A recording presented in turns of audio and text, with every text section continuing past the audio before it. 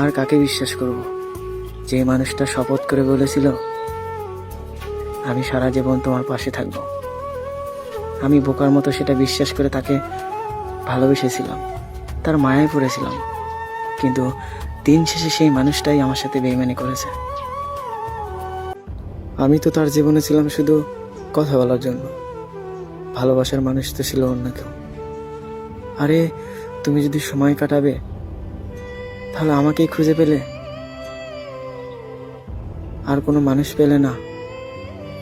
জানো, আমি ছোটবেলা থেকেই একটু অন্য স্বভাবে, কেউ একটু মিষ্টি করে কথা বললেই বিশ্বাস করে ফেলি, কিন্তু সেই মানুষগুলোই আমাকে বেশি কাঁদায়।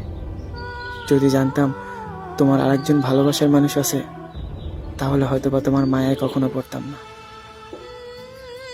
তোমার প্রতি আমার ভালোবাসা সারা জীবন থেকে যাবে। হয়তো কথা হবে না, দেখা হবে না, দূর থেকে আমি ভালোবাসবো।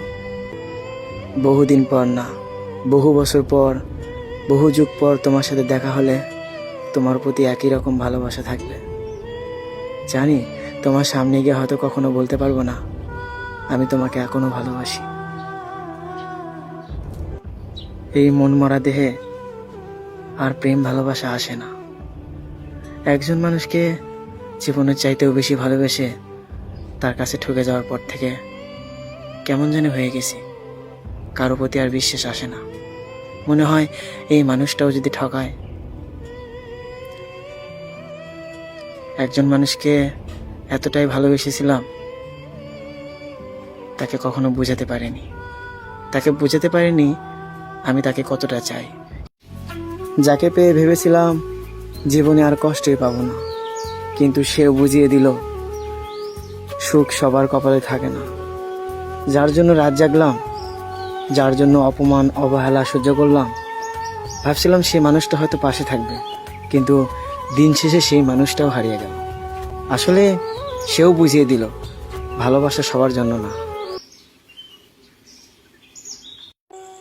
মানুষ হঠাৎ করেই পরিবর্তন হয়ে যায়, সেটা আমি নিজে চোখে দেখেছি। তার সাথে কয়েকদিন আগে ভালোই যোগাযোগ ছিল, প্রতিদিন কথা বলতাম, সে আমার খবর নিত। হঠাৎ করে আমার সাথে যোগাযোগ করা বন্ধ করে দিল, আমাকে সব জায়গা থেকে ব্লক করে দিল। আমি তাকে কোথাও ব্লক করতে পারলাম না, কারণ আমি তো মন থেকে ভালোবাসি, আর ভালোবাসার মানুষকে কখনো ব্লক করা যায় না। সে তো আমার সাথে কথা বলছে সময় কাটানোর জন্য, তার ভালোবাসার মানুষ তো ছিল অন্য কেউ, এজন্য খুব সহজে আমাকে ব্লক করে দিল।